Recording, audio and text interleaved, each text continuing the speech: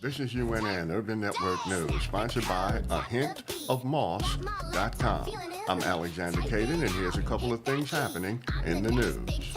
The White House has said that there'll be an increased presence of federal law enforcement in the nation's capital to fight crime, amid Trump's suggestion that his administration could fully take over running the city. Democrats are pushing for a congressional hearing with survivors of convicted sex trafficker and pedophile Jeffrey Epstein. The U.S. Department of Justice opened up federal investigations into the office of New York Attorney General Letitia James, seeking to determine whether James violated the civil rights of Trump or others. Now here's some privileged news. The U.S. Secret Service is asking the Army Corps of Engineers to raise the water level of a river in Ohio so Vice President J.D. Vance can kayak with his family for his birthday. Wow, who does J.D. think he is? The Donald? Anyway, if they do it, that's crazy for the Army Corps of Engineers to spend taxpayer money to increase water flow in a river so the Vice President can go canoeing. A white supremacist has been sentenced to 20 years in prison for a plot to destroy the majority black city of Baltimore, Maryland's power grid. How did Shedeur Sanders do in his first NFL game? Well, he completed 14 of 23 passes for 138 yards and 2 touchdowns. I'd say he did just fine. You've been listening to UNN, Urban Network News, national news and information for and about people of color, sponsored by ahintofmoss.com. Featuring 100% wild-crafted sea moss in a variety of flavors. That's ahintofmoss.com.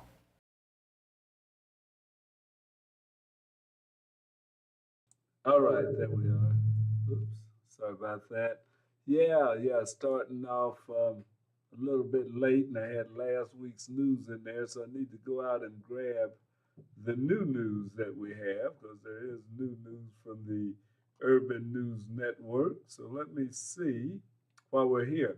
Glad that you're able to join. This is KUAW Radio, Kansas City's global community radio station, coming to you from the W.E.B. Du Bois Learning Center. It's a partnership between us, the Black Family Technology Awareness Association, and the W.E.B. Du Bois Learning Center that came together to form this broadcast station, KUAW.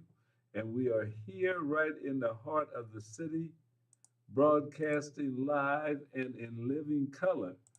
Now, I'm trying to get down to some of today's news, because I know we had another bit there. So let's see if we can find that so we can give you some of what's happening since last week, because there's been some changes when Donald Trump was just proposing to bring in the military into Washington, D.C.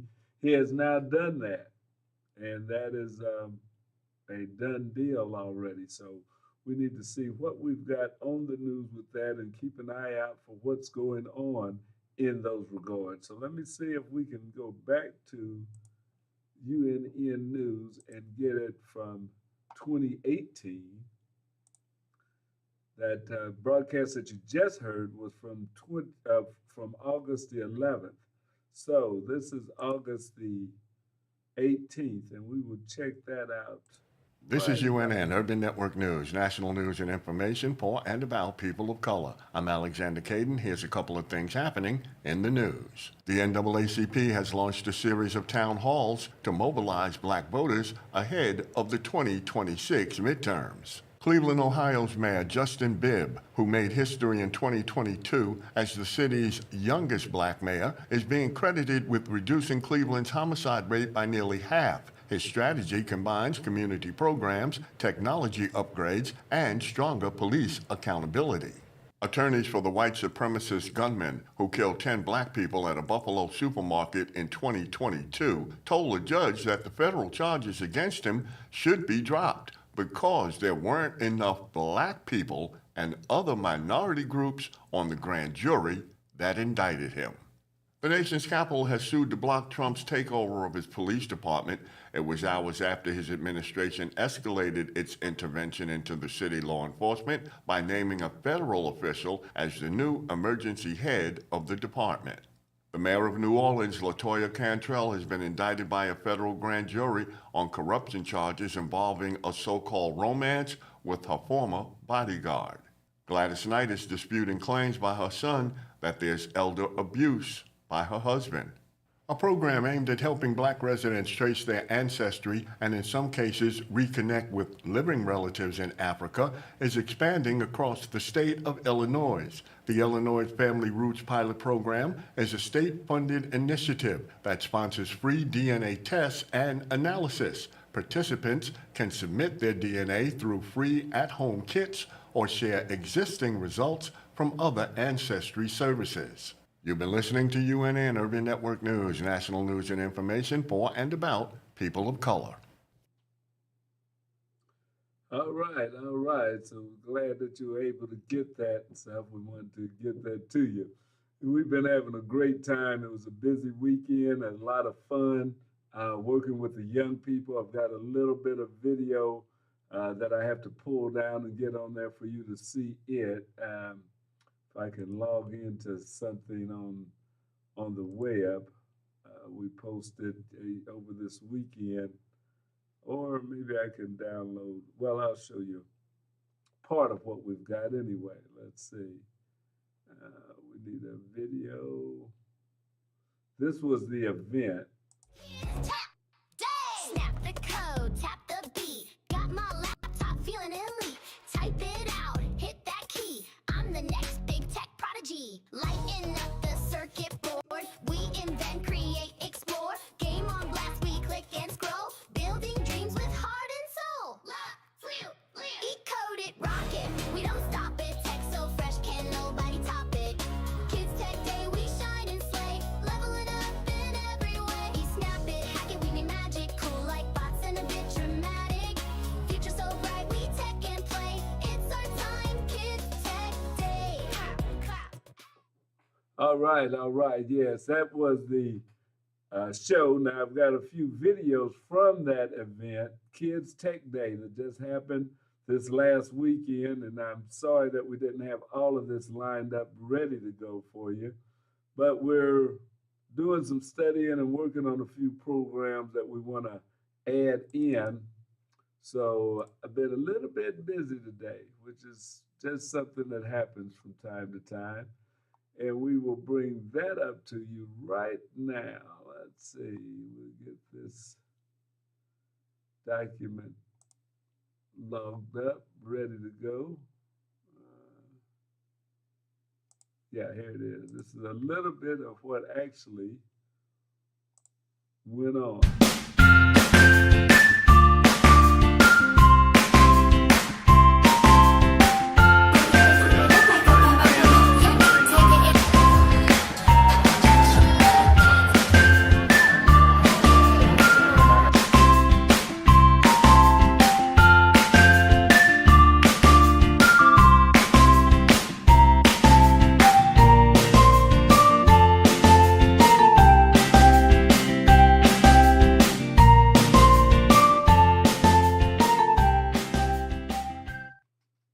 So that was just a little bit of what went on. We also had the Chiefs football team's mascot, Casey Wolf, that showed up, and the kids got a big kick out of that. But we had a robot there and had a lot of other interesting events, and a lot of the local technology groups was there. KC Digital Drive, there were a Vex Robotics team there from Lawrence, Kansas. We had a first Tech Challenge team there, first Lego League teams. So those are some robotics teams. The Kansas City Fire Department brought a couple of big drones down to show to the kids, and there were other groups there, and it was a fun day. Next year should be even bigger and better, but it's always good to get the kids out to have some fun, and the family. The families need to come out together. They had a play area for the youngsters. to play in, and then they also had a lot of hands-on demonstrations. So they didn't come to sit and listen to a lot of presentations, although they had a couple. But the main thing was to get their hands on technology, to see what they could do. So our booth, the Black Family Technology Awareness booth, we had a robot there that could play. What is it? Connect Four with ping pong balls that actually could shoot the balls over toward the Connect Four board, and kids got a good time trying to figure out how to get that in the right position to score their points. So it was really fun, and I enjoyed it. It was a lot of work, a little bit tired, and after all of that, Sunday we kind of took it easy, went to church and to a couple of other things afterwards. But we're ready to excuse me, get back in this week, get things to working, and get ready. We had some parents sign their kids up to join our robotics program, so we look forward to some new students. I've got to get some letters off to them so that they'll know when and where to show up for the robotics team for our 2025 and 2026 season. So we're just definitely putting things together. We're also working with our online broadcasting, our podcast that we do. We're going to be going from a bunch of shows to two or three of our best shows. I just had one couple or a group that had done before that are looking to come back on, and we're just broadcasting good news and information to you. So that's one thing that we'll continue to do, that you'll continue to be able to depend upon KC or depend upon us to do. Now, there's some information that I also wanted to give you some from the people at Because of Them We Can. Because of Them We Can had a good story. I will tell you about it. I don't have any video or anything, but it was kind of interesting. So it was about the parade that went on this weekend in, let me get this echo down there. Parade that went on this weekend in Chicagoland. And now, which has been going on for quite some time. Let's see if I can pull that up. Here it is, yeah. Chicago has the Bud Billiken Parade, and it celebrated its 96 years as the largest black parade in the nation. Bud Billiken. Yeah, it was a character that was created by the Chicago Defender newspaper, which was a black newspaper that was around at the turn of the century or the earliest part of the 20th century, and was real influential in getting information out to our community. So that was happening this week. Bud Billiken, and from the people at Because of Them We Can, their staff, says Chicago came alive this past weekend for the 96th annual Bud Billiken Parade, a tradition that celebrates the city's black culture while marking the unofficial start of the school year. So the Block Club of Chicago gave the report. It was first held in 1929. The Bud Billiken Parade is recognized as the largest black parade in the United States, inspired by the Bud Billiken character created by the Chicago Defender newspaper. It began as a way to celebrate black history and achievements. So over the decades, it has grown into a beloved August tradition that signals the return of the school year for many families. For lifelong attendees like Carletta Bracey, who's been coming since she was a little girl more than 50 years ago, the parade is more than just an event. It is part of Chicago's heartbeat. And that's from one person that's been there a lot. This is like a black holiday, she said. This parade is known all over the world. It shows unity and the pride of Chicago, a black pride of Chicago. This year's festivities stretched along Martin Luther King Jr. Drive from 39th Street to 55th Place at Washington Park. The day was filled with music, floats, and community pride. alongside free resources like haircuts, hairstyling, health screenings, making it a celebration of culture, community, and care. So that's the Chicago's Bud Billiken Parade, and it's celebrating 96 years. So that is a wonderful thing, you know. We've started some things here in Kansas City, and some of them we hope will go on. It's just like the Kids Tech Day, which is for all kids, but it's something that one of our urban groups, the We Code KC, kind of got started. So we've been supplying or helping to contribute to the culture of the city and to reach our young people in technology. And there's a lot of groups and organizations around the city that are working in that regard. So we just are proud to be a part of it, and was proud that we were able to get there for a day. But those are some of the things that happen. There'll be more things coming up, and I'll be letting you know. But remember that Bud Billiken Day in Chicago, and we need to have a parade in Kansas City that does some of the same things or even does it better. Also, in some of the entertainment type news, it was Stevie Wonder.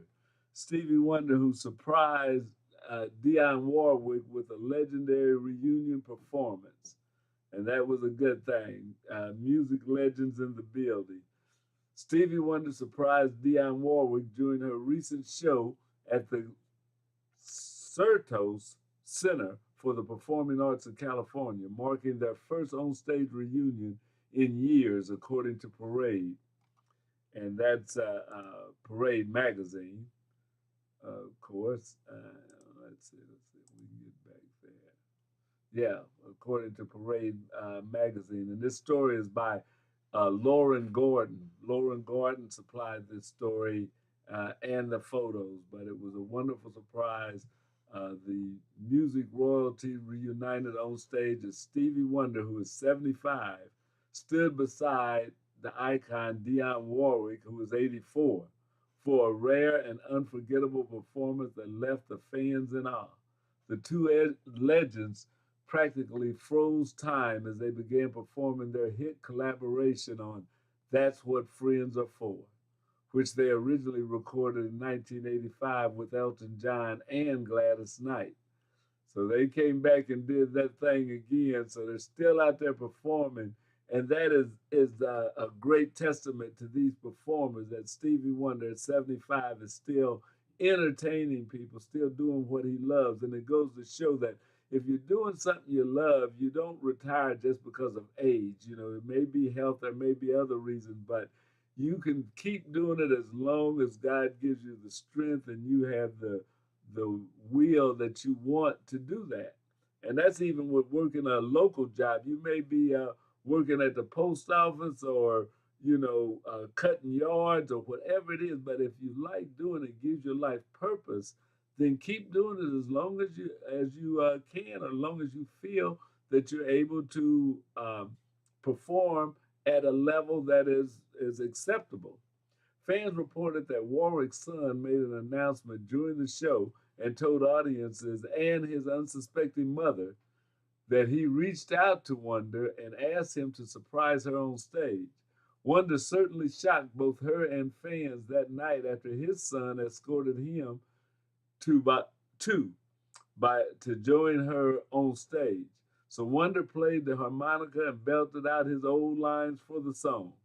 The tune, which was originally recorded as a benefit for the American Foundations for AIDS Research, held the top spot on the Billboard Hot 100 for 4 weeks and became Billboard's #1 single of 1986. And decades later, it is still delighting crowds to see the two of them performing it together once more. What an awesome to see these legends come in at one fan. The music that changed the lives of so many with such a positive impact and so many great memories I'll never forget. Yeah, it's like a warm hug. Love this, wrote another.